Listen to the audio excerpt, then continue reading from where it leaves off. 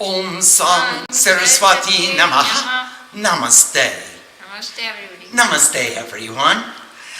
We're continuing with questions about relationships. So, Nanda, do you have any questions for us? Yes, Swamiji, I have a few questions for you. Okay, well, let's go. Now, question from Henny from the Netherlands. Namaste, Henny Ma. We start with common goals, but find goals shift and plans change. How do we allow each other room for change without losing sight of each other completely?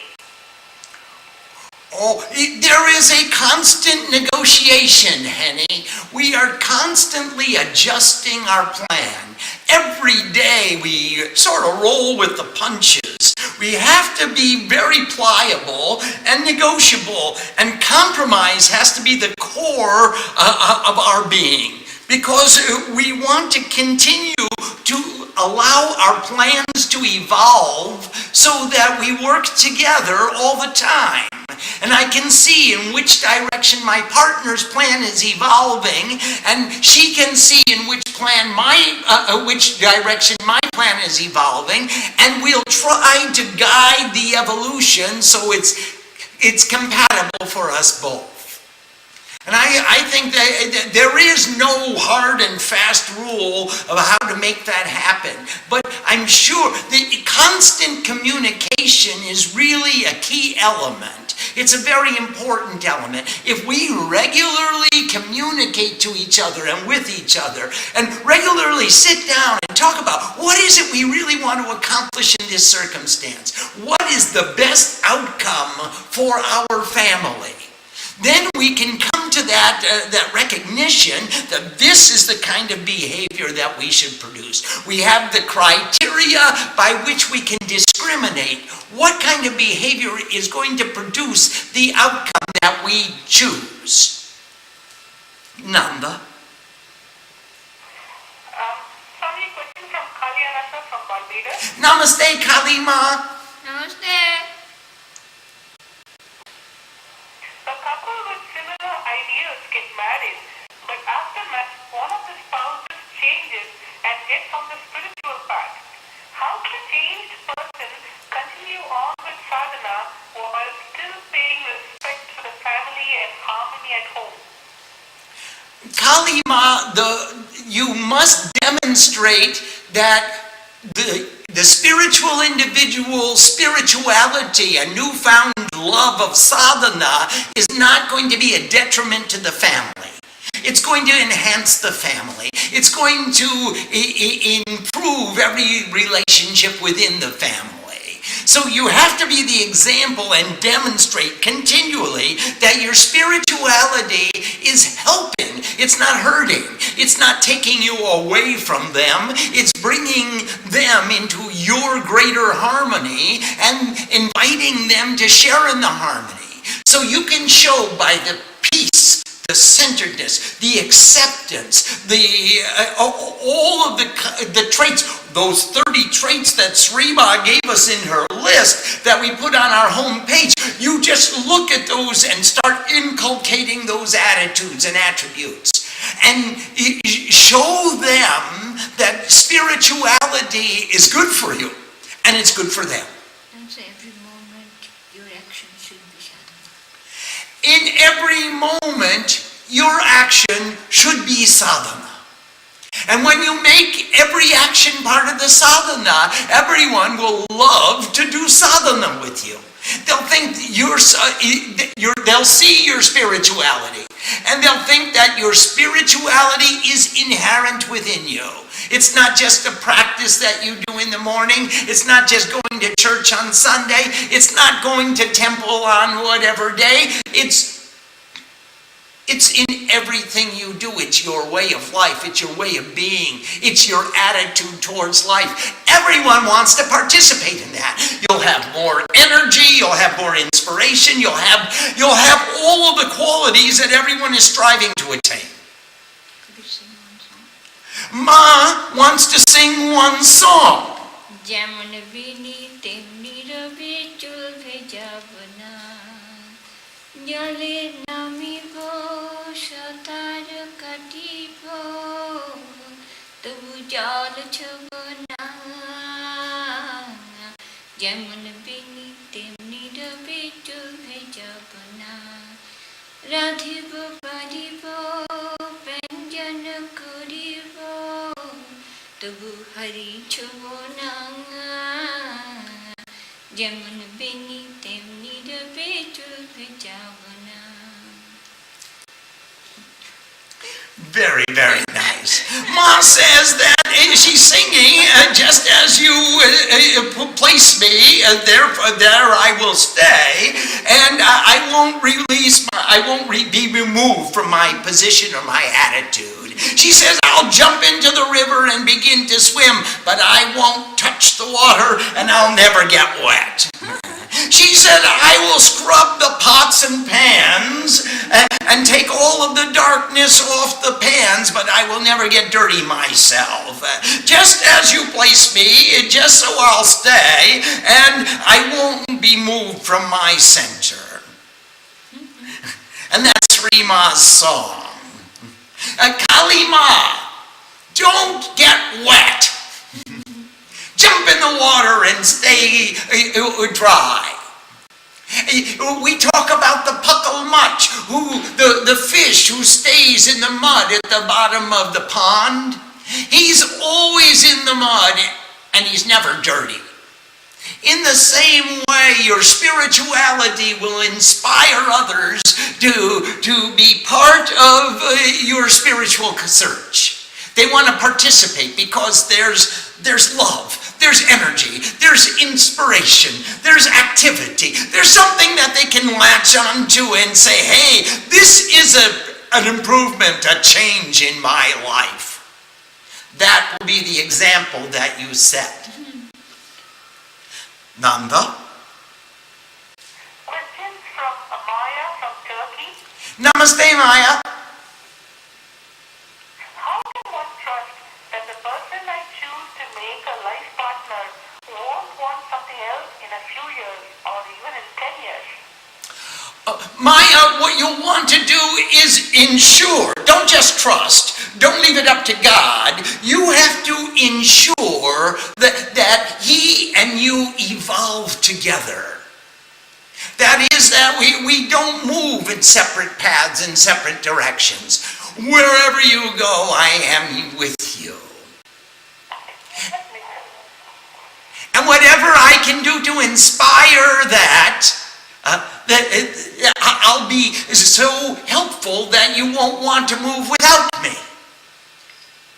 And automatically you will want to reciprocate, because Shiva and Shakti, they revolve around each other mutually and reciprocally. It's mutual and it's reciprocal. And who understands this understands what is a center of energy. Who understands this understands the relationship we're calling marriage. So ensure that you evolve together. Spend time, listen, and share the good things and share inspiration, and make your husband want to come home and communicate to you. Where is he going and what is he doing? And how is it moving together? And we give you all our blessings. Nanda?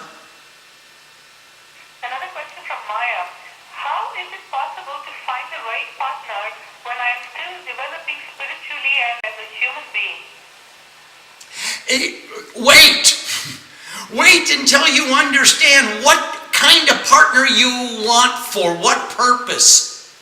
Maya, don't jump into it. It's not necessary that you get a partner today or tomorrow. First, get an object, a goal, a reason for having the partner. Become the partner yourself. Then you can look for a partner. Look for a partner when you have need of a partnership. Don't just look for a partner, but look for the right partner for the right reason to accomplish the right kind of lifestyle that you want to live. It doesn't have to be done immediately. Give yourself time. There's plenty of time. Nanda? She's asking, how will I be able to recognize someone who will be able to develop the right way and be consistent in life and in their values? Maya, first, find out what you love to do. Then, find the people that you love to do it with. From amongst the people that you love to do with, you will find a partner that's suitable and can complement you in many other ways, that you can work together and share together and love together and understand each other where you want to go. Don't find a partner and then think, well, what should we do with our partnership? I recently met a couple in Rishikesh. I think they were from the United States. And they decided that they would go to Rishikesh. And they were married maybe 10 years or so, and they were thinking, what do we want to do with the rest of our lives? We don't quite fit into American life. We don't want to go to work. We don't want to provide for each other. We don't want to make a home. We don't want to be burdened by bills and responsibilities. But here in India, we are moving from hotel to hotel to hotel and looking at sadhus who are wandering around too on a lower standard of living. And, there's nothing for us here either. And obviously, I asked them the question, where do you guys want to go in your lives? Where do you want to go from here? And they were stuck for an answer. Please don't allow that to happen. Cultivate a point of view. Cultivate an objective. Make yourself a point of entry into the society, and society will welcome you. Nanda? How can I trust myself to be consistent towards a partner throughout changes of life? Well, first you have to cultivate that trust, that you are in control of what you want to do. You haven't relinquished control and are surrendering to economic forces. You are doing what you want to do. Now find out what it is that you want to do and start doing it, and then find people who like to live that rhythm of life, that standard of life, that style of life along with you. And now you can make a partnership to evolve from there. Have a common interest. Have a common goal. And that doesn't mean you have to work together or both be in the same profession. I mean, Shree Ma cooks and I eat. Make a harmony. Nanda? Swami, what qualities should be complementary in the spouses and what qualities should be alike in spouses? I'm sorry, I don't understand the first word. What quality should be? Spouse.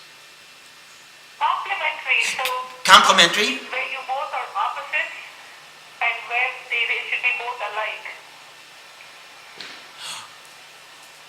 Oh, you have to feel your relationship yourself. We can't make a rule for that. Where you will complement each other or contrast each other, or whether you will be similar in nature. Just look for the goals that you have to share together, and how you can, you want to, certainly you don't want someone to be very dominating and the other one to be very submissive. You want to have a partnership with equals where there is a give and a take. But we can't legislate marriage. We can't legislate a love affair. We're not trying to make the rules for a love affair, but there are general understandings that you can readily perceive that when you are with certain kinds of situations and certain kinds of personalities, you shine. Well, find who makes you shine. The objective is to promote the interest of your partner.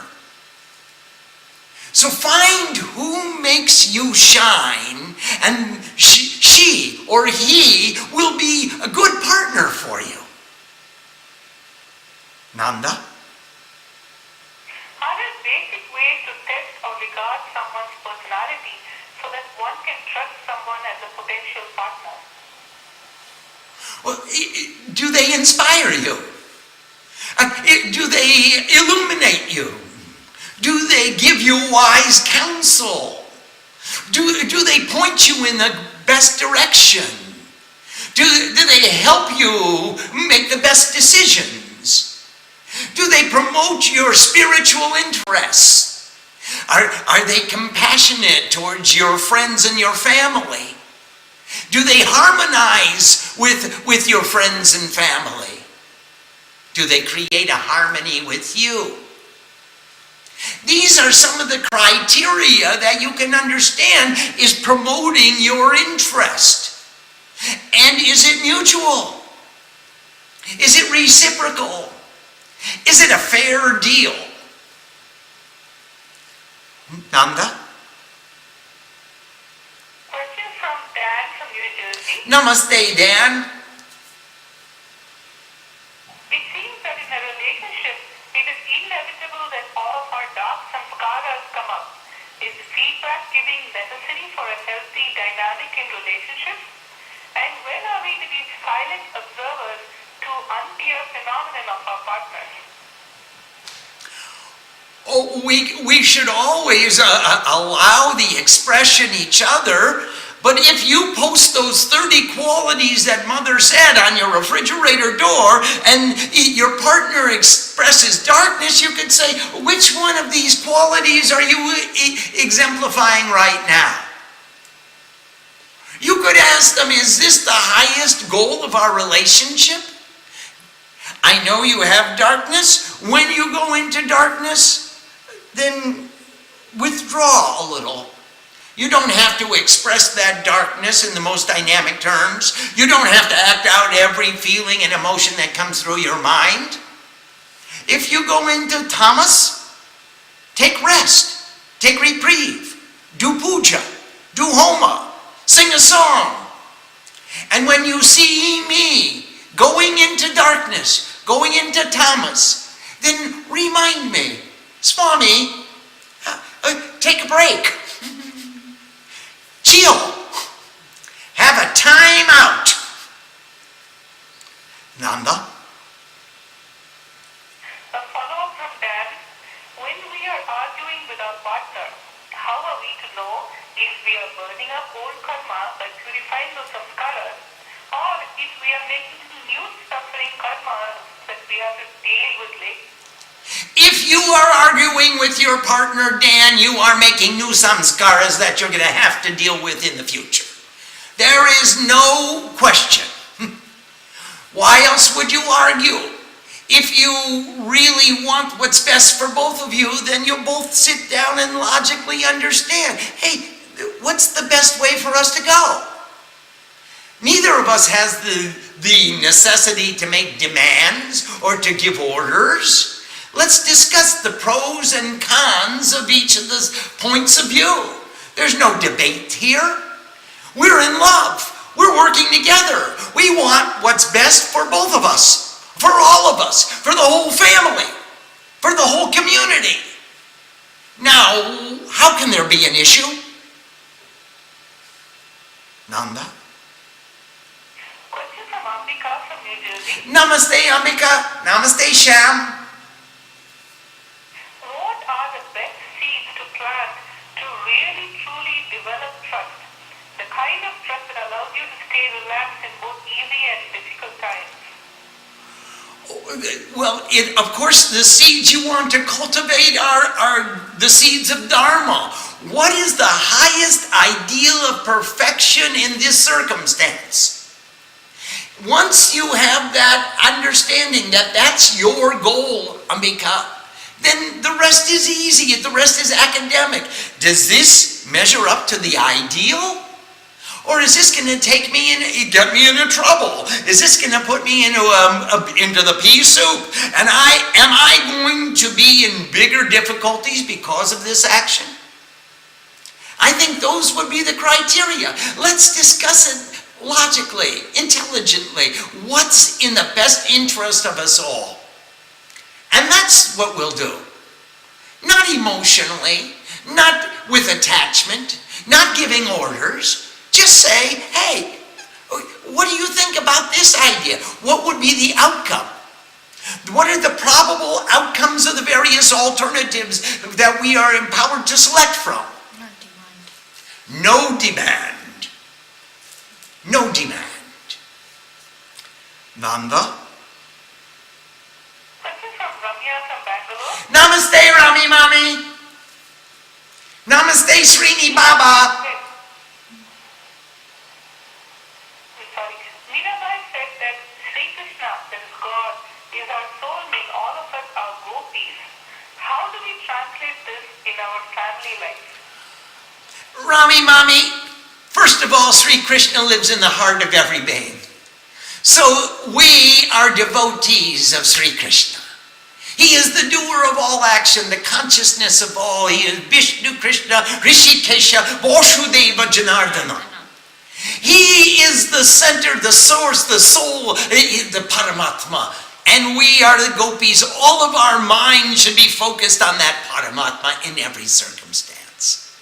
Now, when we come into relationship with the opposite, with a marriage partner or an opposite sex partner, then we worship the Krishna in that partner. Every action that we perform is designed for Krishna's delight. I want to please Krishna. Here is my Krishna. Here she is. Kri means to do. Ish means to perceive or to rule. And the ruler and the perceiver of all action is Krishna. So he is the embodiment, and my partner represents to me the embodiment of that divinity. If we can perform our actions, ideally, as the source of joy, the source of nourishment, the source of sustenance, the source of inspiration, the source of empowerment to our partner, then Krishna is pleased. We have qualified ourselves as gopis. Nanda? Another question from Ramya. In the past, at least in India, marriages were based on commitment to the institution of marriage, and there were very few divorces. Today, we see commitment to our individual goals and desires and more breakups. What is the highest path? Oh, the highest path is not in commitment to the institution and not commitment to my individual path. The highest goal that I could think of would be commitment to our divinity. My sole job, my sole function, my sole purpose is to illuminate the divinity of my partner. Her sole purpose, her sole function is to inspire the divinity within me. If we have these ideals as our goal, then we come into a harmony, a greater commitment, a greater devotion than I'm committed to the institution. I should be committed to an institution. Ultimately, I lose my sense of I, and there's only we, and we are living together radiating together, shining together in divinity. It's not my goal, it's not your goal, it's us. Where are we going together? And the journey is more important than reaching the destination. The journey is the sadhana, and a life of sadhana is worthy of a sadhu. And that makes us sadhus. It's not about finding, I achieved, I reached to enlightenment. I didn't. The minute you say you have it, it's gone. The moment you say, it's mine, it's departed. There is no I. How can I have achieved it? How could I have attained it? But there's a process. And in being a sadhu and performing the sadhana and reminding myself consistently what a privilege it is to perform the sadhana, then the sadhana, my daily life, is the expression of my love for God and Guru and for my family, my spouse, my community. My daily sadhana is that commitment. Nanda? Swamiji, how would you define if a marriage has been successful? When both partners say to each other, I love you, and both partners demonstrate to each other, I love you, and their every action inspires the community to say, wow, we want to be close to those guys because they're in love. That would be, to me, a successful marriage. Everyone can see when they're near lovers. And they can tell the difference when they're with lusters. Because people who are in lust are not necessarily exemplifying the same ideals as those who are in love. It's not about touching and feeling. We're often amazed and marvel at the teenagers who come to the temple and they just can't keep their hands off each other even while we're doing the pujas. And they think that they're in love, but it's kind of like they're exploring puppy love. It's an infatuation, and the infatuation may grow into love, but actually we haven't seen one of those situations evolve into something greater. Usually it ends at the end of high school or the beginning of college. Now, this is not that kind of college course, how to make the puppy love or to be in lust go farther. We're trying to inspire within each of us the understanding of the highest ideals of perfection, dharma. And to take that love for God and extend it to my spouse, my family, my community, my society. And Confucius said, if you find an honest family, if you find a family that's strong and empowered to stay together, they will illuminate the entire city. And if you find one city that's strong and empowered and inspired to stay together and working in harmony and unity, they will illuminate the entire state. And if you find one state that can communicate those values to its citizens, to be strong and empowered and in union and make every action for the betterment of every individual, then you'll find an illuminated nation. And when you find an illuminated nation who has the inspiration and the shakti, the power, the empowerment to create unity, ye will unite the world. And it's our goal to produce those illuminated families who have that strength of character that they can empower themselves, their children, their spouses, their elders and youngers, and all in between, and create those communities which are based on love, respect, and working together, that harmony, that bond of trust that we're talking about.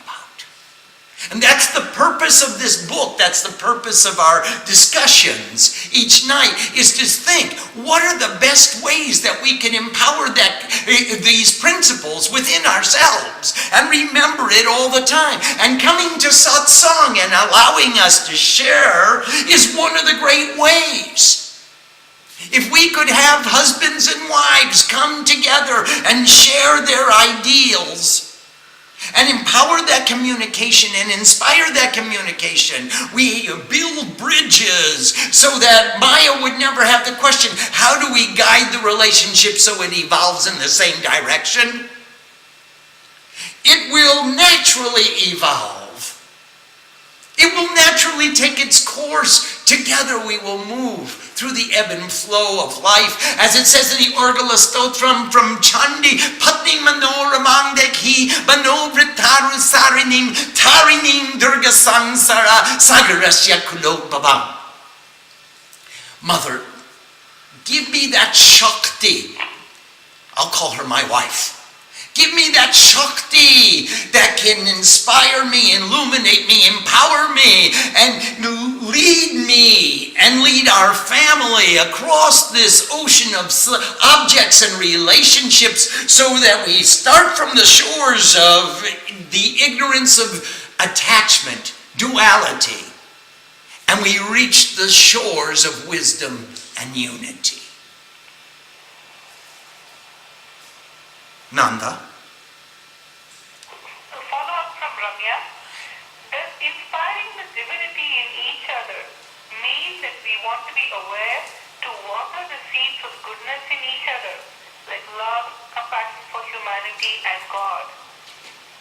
Absolutely. Remember, in a sadhu's jola, in your bag, you've got three things. Because sadhus are kind of poor generally. Or at least they travel light.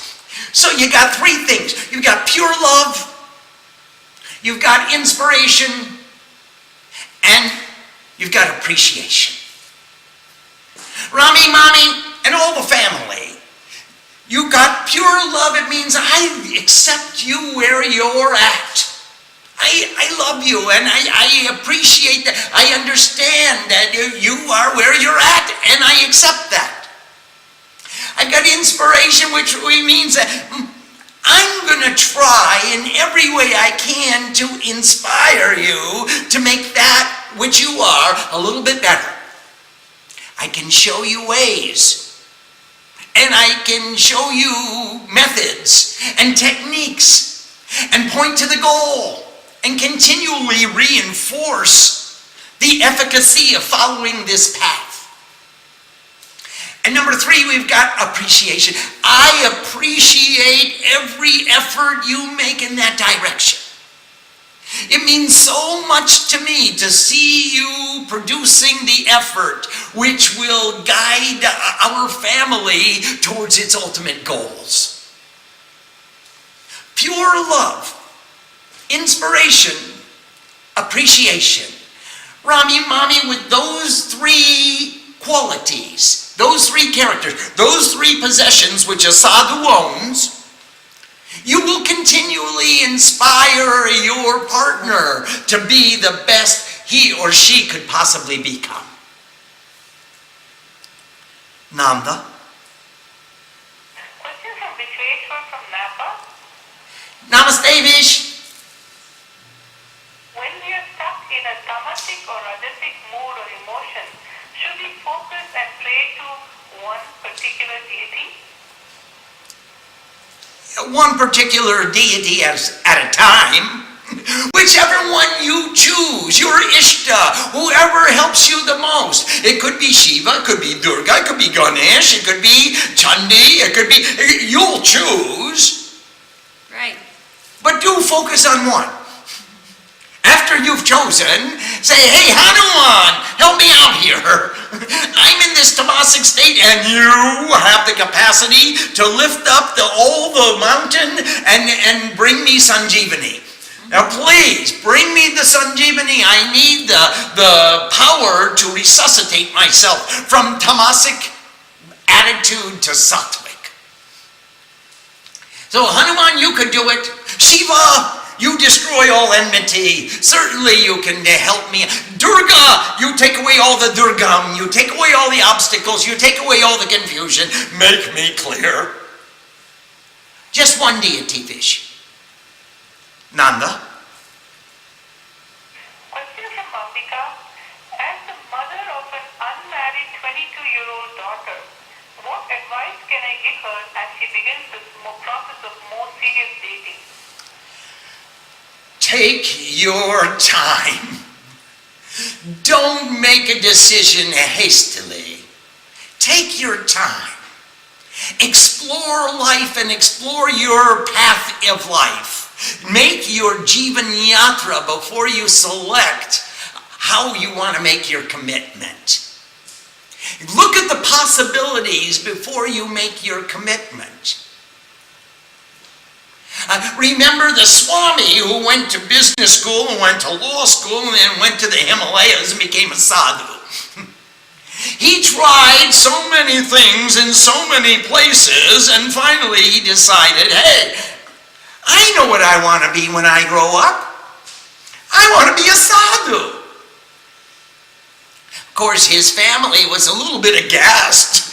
Oh, you, after all of that studying in business world, in the material world, you want to go to spirituality? But yes, I was able to find my way after I could explore the options and I was given a choice, then I made my commitment. That option has to fit with faith. You have to accept that option with faith. Nanda? Amrita is asking, is there a minimum amount of time a couple should be together before they get married? No. There is no minimum. There is no maximum. You know. How do you know when you have a headache? Ambika, how do you know when you're in love? You know. And we cannot legislate your love affair. You know in your heart. But no. Don't guess. This is a very major step that all of us are taking in our lives. Where is our Jivan Yatra going? Where is this pilgrimage going to end up? What's the end game? How do you see it unfolding? Draw the picture. Don't just go for the moment, but draw the picture. How does this play out? Nanda? Amrita is asking, would you please speak about the balance between work and play in a marriage? Oh, Ambika, I believe that in a marriage, you're going to make all of your work play. And you're going to make all of your play part of the work. And erase the lines that demarcate the distinctions between work and play. It's fun to wash the dishes. Just chant the mantra, sing a song, do kirtan. The mantra washes the dishes, I merely stand there. And I get the privilege of having satsang with my family. Erase the distinctions between work and play. I guess that comes from having a home office for too long. I don't know when I'm working and when I'm playing. I'm just so excited to be making my contribution. I'm focusing on my contribution. Do you know when Ram went off into the forest with Vishwamitra and he killed the Asuras and protected Vishwamitra's yagya, and he broke the bow of Janak and he married Sita, Dasharatha came to Mithila. And he said, Ram, you've been so efficient at all the things that I sent you to do. You protected the rishis, you killed the Asuras, you won the most wonderful bride. Didn't you miss your family? And didn't you miss Ayodhya, your city? Did you miss whatever was going on previously in your life? And Ram said, Father, you sent me to do a job. And I was thinking about the work that you sent me to do. Where was the time to think about missing what wasn't here when I was so full of what was in front of me? And I say, Ambika, make so much in front of you that you're excited by it, you're inspired by it. You erase the division between work and play. It's exciting to learn new things. So that's the challenge amongst us. To keep it new and fresh and alive and exciting, inspired, so that we continue to live in an inspiration. Don't let it become routine. Please. I gotta go to work. No! I'm excited to go out and be able to express and exemplify the love that I have for my family by doing the same functions that I have to do. Take these distinctions between work and play and put them out of your lexicon. Take them out of your dictionary. It's all a gas. It's a blast. We get to do it, and we get to do it for each other so that ultimately we can be doing it together. Nanda? A question from Henny. My husband and I thought to make a positive contribution to society by certain choices such as not to drive a car, not to consume animal products, etc. But find that our efforts are not appreciated very much.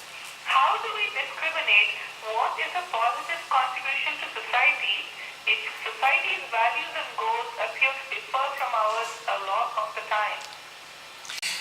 Henny, I have to disagree with you. Maybe somebody isn't coming to pat you on the back readily, but every effort that you make is appreciated by the entire world.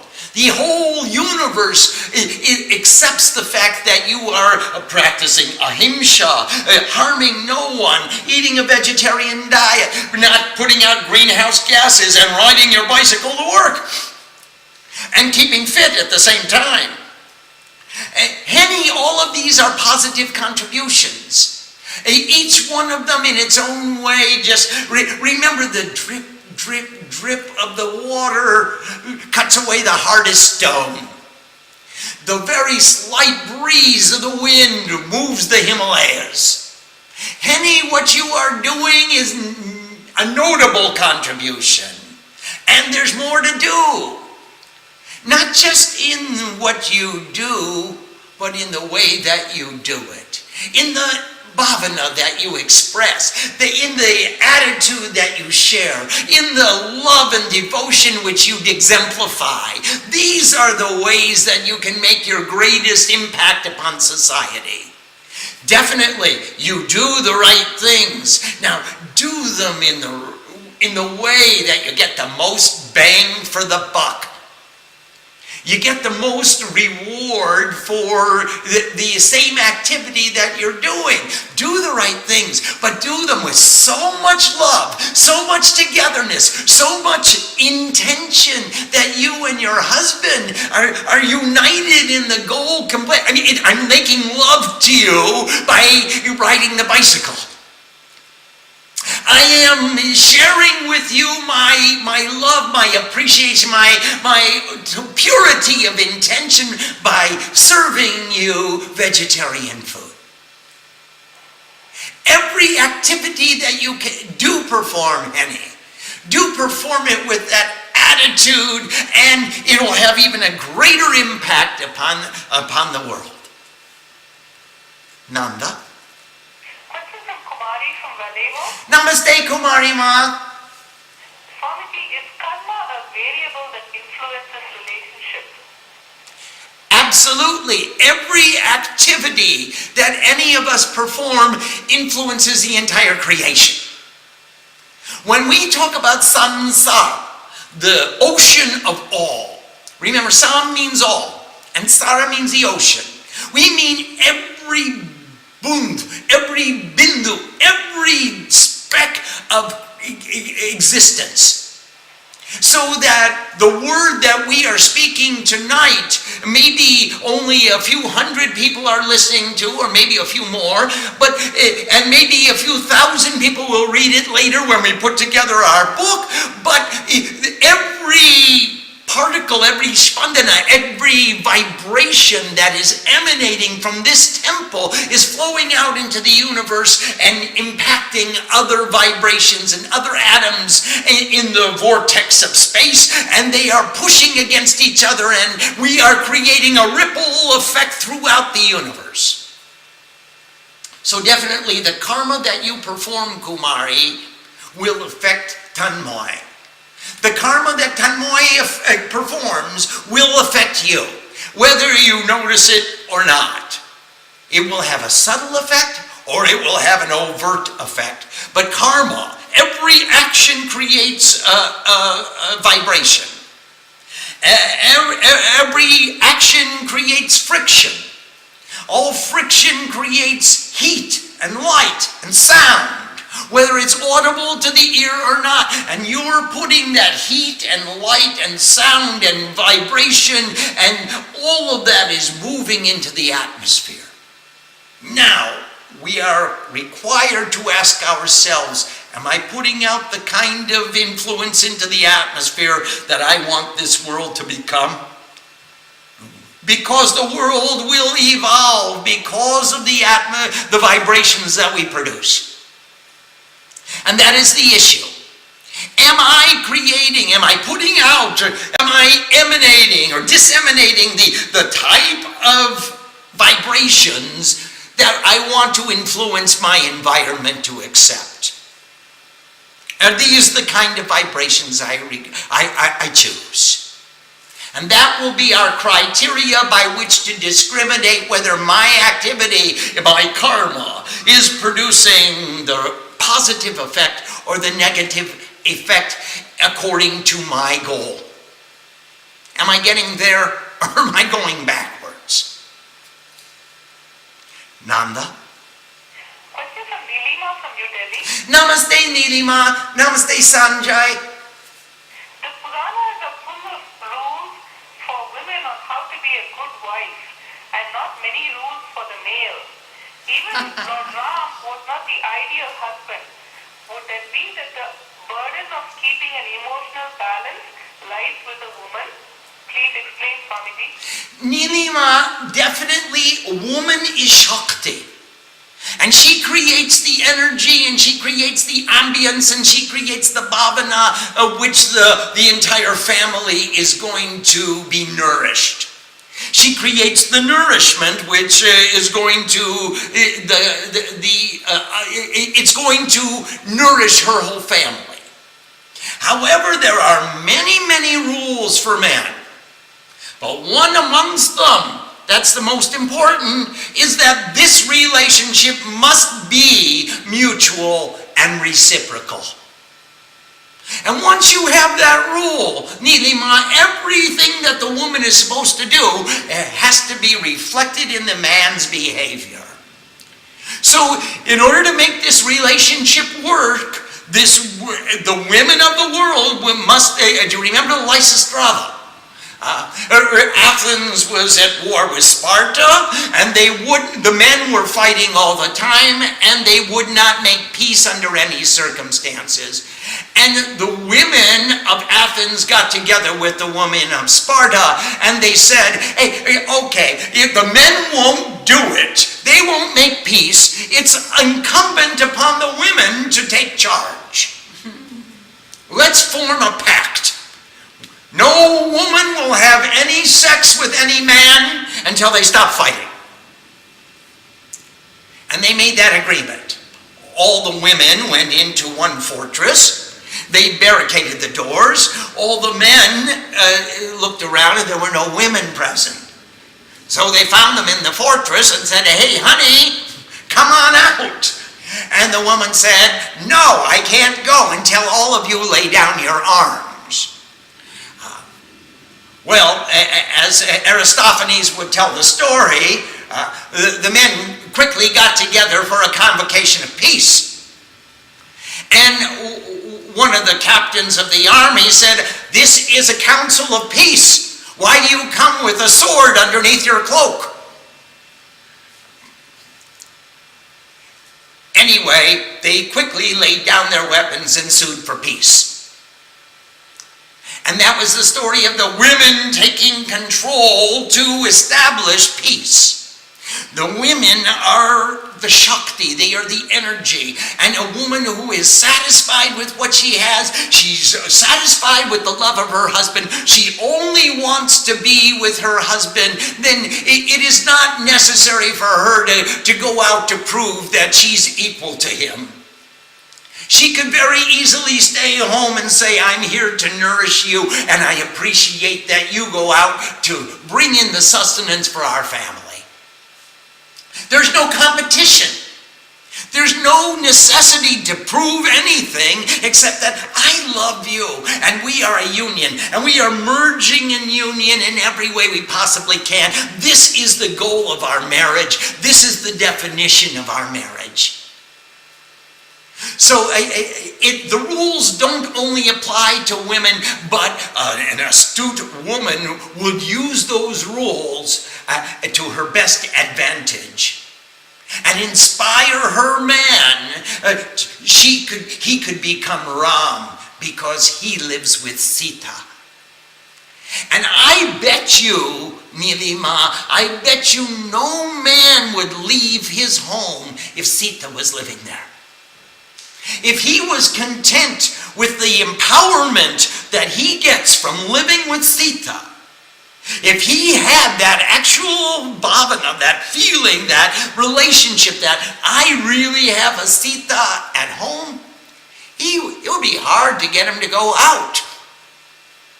You'd sort of have to go with him, drive him to work and drive him home, because he wouldn't want to go. Every one of us gravitates to our source of nourishment. Wherever we get our nourishment, that's where we're going to go. If we're not getting nourishment at home, I'm going to go look for it outside, because one day I'm going to get hungry. My appetites will draw me outside. So now, if you want your husband to stay home, nourish him. That doesn't just mean food for the stomach, food for the soul, food for the mind. Engage him on every level in the ways that you can understand, because you're his Shakti. Inspire him in the ways you want to evolve, and we will create a bond that would become inseparable. Inseparable. You won't be able to divide yourselves apart. If you want to live with Ram, become Sita. Nanda? Question from Vishweshwar. In living with the soul, Ramakrishna said to Ma that one should not get attached to the family. Yet, we are taught to support and help our family as they get older. Bish, when we support the family, we have to realize that we are chokidar, not the malik. I'm the caretaker. I'm not the owner. Now, I'm going to, as caretaker, I'm going to take care of this garden to the best of my capacity. But these children, this family, are going to grow up in their own ways to achieve their own goals, to experience their own karma.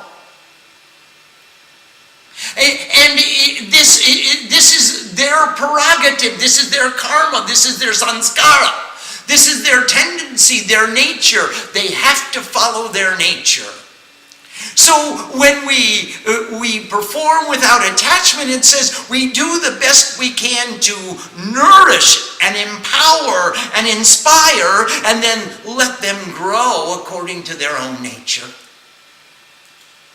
We don't say, okay, I'm the owner, you're my child, and you'll do it my way. I don't think that will produce the same fruits. Nilima told us a story about 3 idiots. And really it was a very beautiful story about 3 young men who went to college, and they went to an engineering college. And 2 of them had no desire to be engineers. And many of the students, the other students, they were sort of forced into engineering. Their parents said, you should be an engineer, and they got them enrolled somehow into the engineering college. And actually, as the story unfolds, a lot of them didn't want to be there. And many of them suffered very greatly because of being there. Even some of them committed suicide because they couldn't handle the pressures of being in a place where they didn't want to be. That was the story. Bish, remember, you are the gardener. You're not the owner. You have no authority to command. You can inspire. You have to ask the right questions. You can listen to the right answers and guide from behind. And that's why the woman, the Shakti, Nari, is the Shakti of the relationship, because she's soft and she guides from being soft. Not demanding, no demands, but inspiring. And when we're inspired, we want to participate. That's our objective, that's our goal.